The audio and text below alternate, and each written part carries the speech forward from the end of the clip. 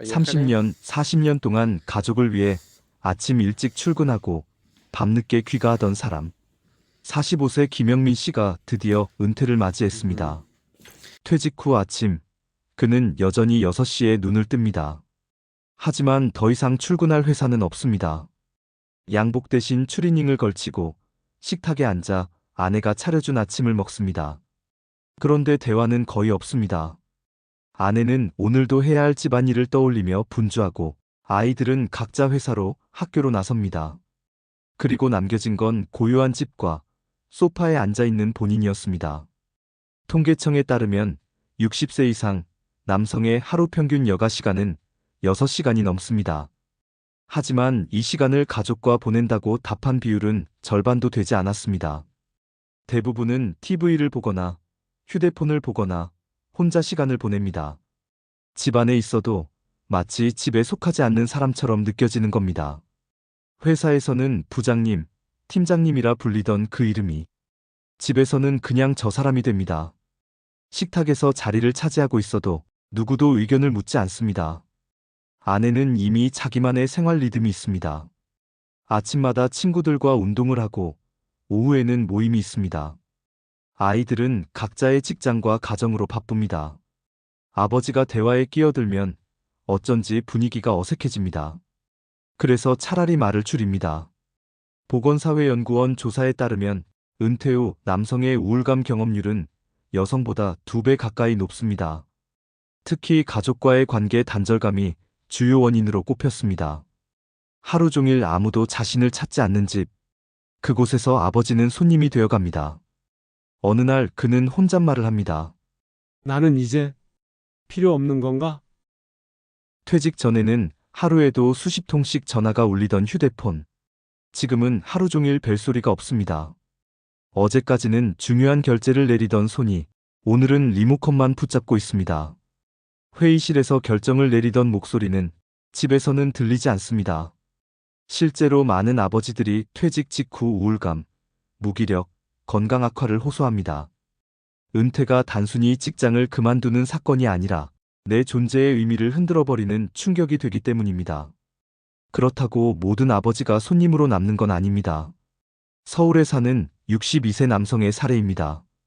은퇴 직후 그는 이렇게 말했습니다.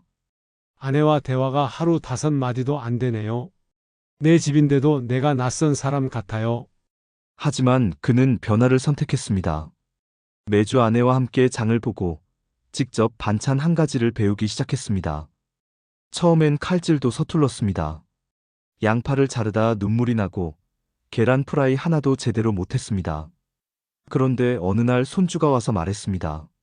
할아버지가 만든 계란말이가 제일 맛있어. 그때 그는 웃으며 말했습니다. 내가 집안에서 할 일이 이렇게 많다는 걸 이제야 알았습니다. 그렇다면 우리는 무엇을 바꿀 수 있을까요? 첫째, 대화부터 시작하기. 아내에게 오늘 장볼거리를 묻고 저녁 메뉴를 상의해 보세요.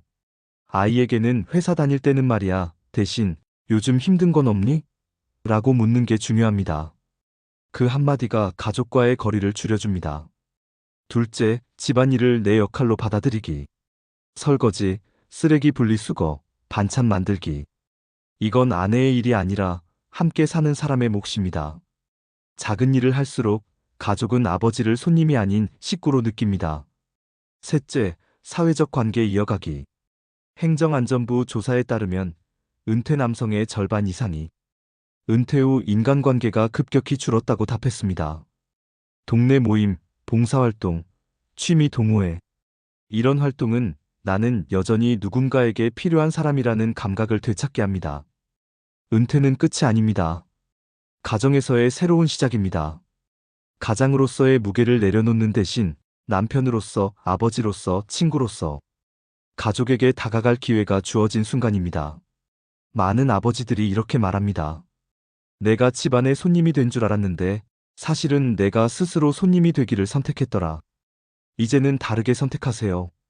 당신은 손님이 아니라 이 집의 주인이고 가족에게는 여전히 꼭 필요한 존재입니다. 지금 이 순간부터 다시 시작해도 늦지 않습니다. 당신이 건네는 따뜻한 한마디, 작은 실천 하나가 가족에게는 가장 큰 선물이 될 것입니다. 평생을 책임지느라 애쓰신 당신, 이제는 사랑받고 존중받고 웃을 자격이 충분히 있습니다. 그리고 잊지 마세요. 당신은 여전히 소중한 아버지이자 가족이 가장 믿고 의지하는 든든한 기둥입니다. 영상이 도움이 되셨다면 구독과 좋아요 눌러주세요. 더 많은 이야기로 찾아뵙겠습니다.